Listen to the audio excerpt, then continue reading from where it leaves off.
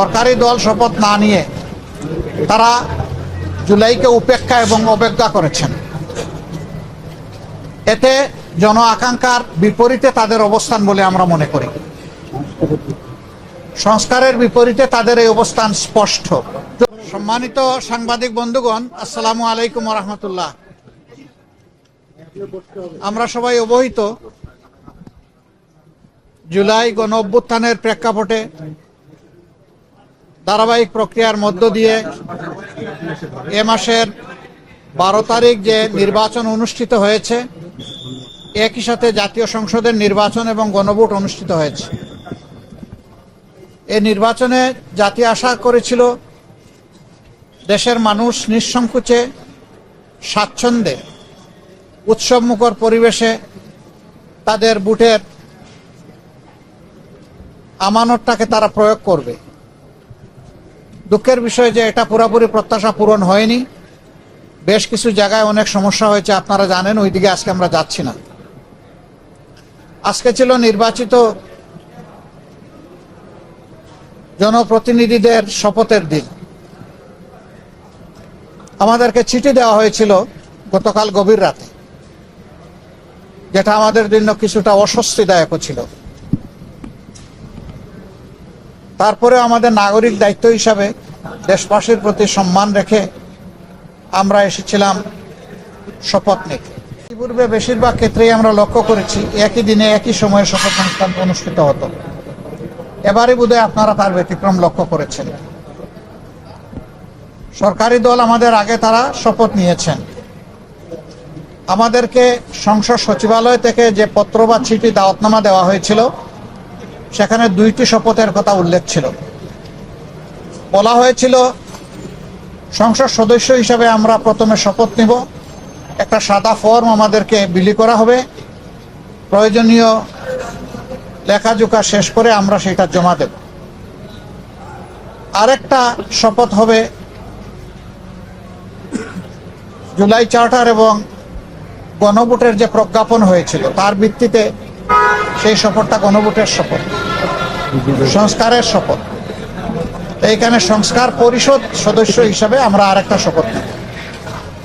আমরা হলে প্রবেশ করার পরে সংসদ সচিব আমাদেরকে জিজ্ঞেস করলেন যে স্যার, সকালবেলা সরকারি দল তারা শপথ নিয়েছেন, তারা শুধু সংসদ সদস্য হিসাবে শপথ নিয়েছেন, আপনারা কি করবেন? আমরা তখন বললাম যে আমরা দুটিরই শপথ নিতে এখানে এসেছি।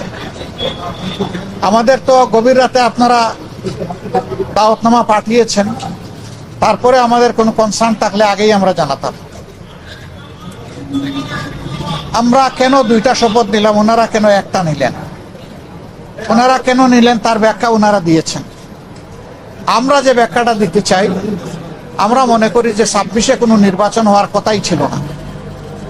এই 26 সালের নির্বাচনটা হয়েছে 24-এর গণ অভ্যুত্থানের কারণে। আমরা গভীর শ্রদ্ধার সাথে যাদের কারণে আজকের এই নির্বাচন, আজকের এই সংসদ, আমি তাদেরকে স্মরণ করছি, যারা জীবন দিয়ে দুনিয়া থেকে বিদায় নিয়েছেন। আল্লাহ তাদেরকে শহীদ হিসাবে কবুল করুন। যারা লড়াই করে আহত হয়েছেন, পঙ্গু হয়েছেন, তাদের প্রতি আমাদের গভীর সমবেদনা। আল্লাহ তাআলা তাদেরকে সুস্থতার নিয়ামত দান করুন।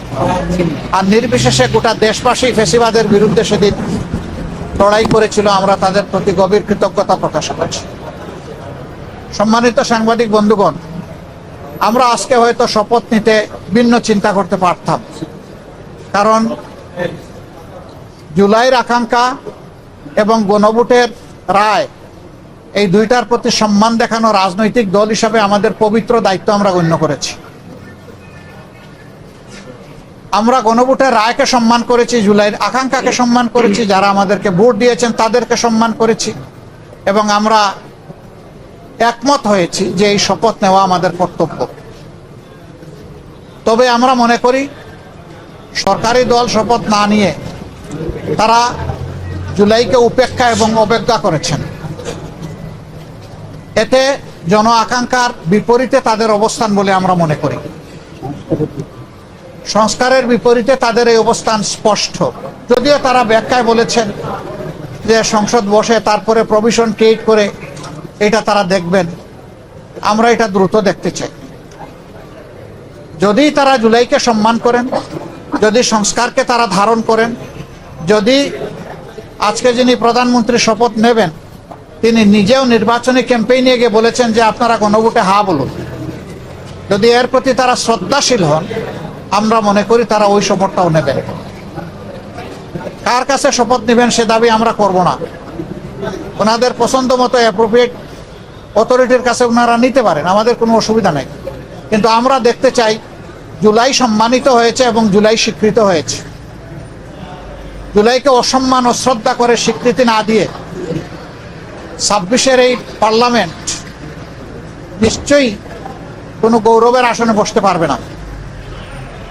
আমরা আশা করেছিলাম তারাও শপথ নেবেন দুইটা, আমরাও নিব দুইটা সকালবেলা। তারপরে তারা আমাদেরকে অথরিটির পক্ষ থেকে দাওয়াত করেছিলেন বিকালের অধিবেশনে, যেখানে মন্ত্রী পরিষদের শপথ অভিযান করার জন্য। আমরা প্রত্যেকে 3টা করে কার্ডও পেয়েছিলাম, মানসিক প্রস্তুতি আমাদের ছিল, কিন্তু আমরা এসে ধাক্কা খেয়েছি। আমরা আমাদের জুলাই শহীদদেরকে অশ্রদ্ধা করতে পারি না, জুলাই যোদ্ধাদেরকেও আমরা অশ্রদ্ধা করতে পারি না।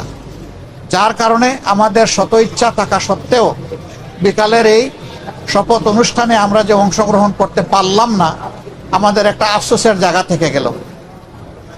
আমরা স্বাচ্ছন্দ্যে যেতে পারতাম যদি আমাদের মতো তারাও 2টা শপথ নিতেন, তাহলে আমাদের কোনো ধরনের কোনো আপত্তির জায়গা থাকতো না।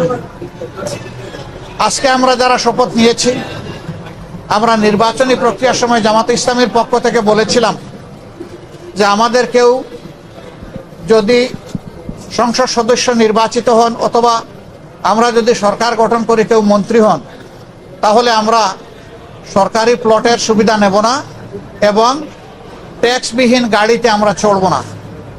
আমরা আজকেও আবার পুনর্ব্যক্ত করছি, আমাদের এই সিদ্ধান্তে আমরা অবিচল এবং অটল। আমরা এটা নিব না এই সুবিধা। এছাড়া বাকি কতটুকু না নিয়ে পারা যায় সেটাও আমরা দেখব। আমরা সরকারি দল হতে পারি না, এই নিয়ে আমাদের কোনো আফসোস নাই। আমাদের আফসোসের জায়গা পরপর 3টা নির্বাচন ধ্বংস হয়ে যাওয়ার পরে জাতি বড় আশা করেছিল, যেভাবে উৎসবমুখর পরিবেশে তারা অনেকে ভোট দিয়েছেন, ঠিক তাদের ভোটের প্রতিফলনটা হবে যখন ফলাফল প্রকাশ হবে। কিন্তু সেখানে অনেক কিছু ঘটেছে, সেটা অন্য এক সময় আমরা বলবো। যার কারণে জাতির এই উৎসব ফল প্রকাশের সাথে সাথে মিলিয়ে গেছে। তারপরে আমাদের পক্ষ থেকে আমরা বলতে চাই, আমরা দেশকে ভালোবাসি। দেশ এবং জনগণের ভালোর জন্য সরকারও যদি কোনো উদ্যোগ নেয়, আমাদের সমর্থন তারা পাবে। কিন্তু যদি আমরা দেশ এবং জনগণের স্বার্থের বিপক্ষে কিছু দেখি, তাহলে আমরা জনগণের হয়ে এই জনস্বার্থ বিরোধী কাজের বিরুদ্ধে আমরা লড়াই করব, আমরা প্রতিরোধ গড়ে তুলব ইনশাআল্লাহ। এবং সেটা জনগণের জন্য, জনগণকে সাথে নিয়ে। আমাদের এই ক্ষেত্রে নীতিমালা একেবারেই স্পষ্ট, তাওয়ানু আলাল বিররি ওয়াত তাকওয়া ওয়ালা তাওয়ানু আলাল ইসমি ওয়াল উদওয়ান। আমরা ভালো কাজের সবগুলাতে সমর্থন করব, কিন্তু যদি স্বার্থ বিঘ্নকারী কিছু হয়, আমরাই সবার আগে প্রতিবাদ এবং ক্ষেত্র বিশেষে প্রতিরোধ গড়ে তুলব ইনশাআল্লাহ। আমরা দেশকে ভালোবাসি, এদেশের মানুষকে ভালোবাসি। আমরা এই শপথ না নিলেও পারতাম, অনেক কিছু হয়েছে আমাদের সাথে, কিন্তু আমরা চাই ক্রমান্বয়ে গণতন্ত্র তার প্রাতিষ্ঠানিক রূপ পাক। এই রূপে ফিরে আসতেই হবে, এর কোনো বিকল্প নেই। এই জন্য আমরা শত কষ্ট থাকা সত্ত্বেও আমরা সংসদে অংশগ্রহণ করছি এবং ইনশাল্লাহ আপনারা দোয়া করবেন আমরা যেন দেশ জাতির পক্ষে ভূমিকা রাখতে পারি। আমাদের নীতিমালার মাঝে দেশের ভিতরে আমরা চাই প্রত্যেকটি নাগরিক যেন তার নিরাপত্তা নিশ্চিত পায়, দেখতে পায়। মানুষের অর্থনৈতিক মুক্তি যেন আসে, যুবকদের বেকারত্ব যেন দূর হয়, কর্মসংস্থান যেন তৈরি হয় এবং মর্যাদাশীল একটি দেশ হিসাবে পররাষ্ট্র নীতি যেন আমরা নিজেরটা নিজেই আমরা গড়ে তুলতে পারি। বিদেশের সকল সভ্য দেশের সাথে আমাদের আন্তরিক এবং বন্ধুত্বপূর্ণ সম্পর্ক থাকবে, পারস্পরিক শ্রদ্ধা এবং সমতার ভিত্তিতে ইনশাআল্লাহ। আমরা গভীর পরিতাপের সাথে লক্ষ্য করছি, নির্বাচনের রাত থেকে, আগে তো কিছু ছিলই, বিশেষ করে নির্বাচনের রাত থেকে বাংলাদেশের বিভিন্ন এলাকায় ব্যাপকভাবে আমরা এখন যারা বিরোধী দলে আছি তাদের পক্ষে ভোট দেওয়ার কারণে, নির্বাচনী কর্মী হিসাবে কাজ করার কারণে, সমর্থনের কারণে নারী পুরুষ নির্বিশেষে সকলের উপর ব্যাপক হামলা হচ্ছে। আমার জানা মতো সবচেয়ে বেশি হয়েছে হাতিয়ায়, কিন্তু কোনো জায়গায় এটা থেকে বাদ পড়েনি। আমরা সরকারি দলের কাছে দায়িত্বশীল আচরণ আশা করি। আমরা আহ্বান জানাবো এখনই সেটা বন্ধ হওয়া উচিত। সরকারের জন্য নয়, দলের জন্য নয়, সরকার জনগণের জন্য। এবং আমরা দেখতে চাই যে এই ব্যাপারে দৃশ্যমান পদক্ষেপ তারা নিয়েছেন, এই অবনতিশীল পরিস্থিতির উন্নতি হয়েছে। তারা যদি কোনো ইতিবাচক উদ্যোগ নেন, আমাদের অকুণ্ঠ সমর্থন এবং সহযোগিতা পাবেন। কিন্তু আমরা বলবো যে যদি এই ধরনের কাজ অব্যাহত থাকে, আমরা জনগণের পাশে দাঁড়াবো, একেবারে ফার্ম হয়ে দাঁড়াবো। এখানে আমরা কোনো কম্প্রোমাইজ করব না, কারণ আমরা দীর্ঘ রাস্তা স্বৈরাচারের বিরুদ্ধে লড়াই করে এই জায়গায় এসেছি।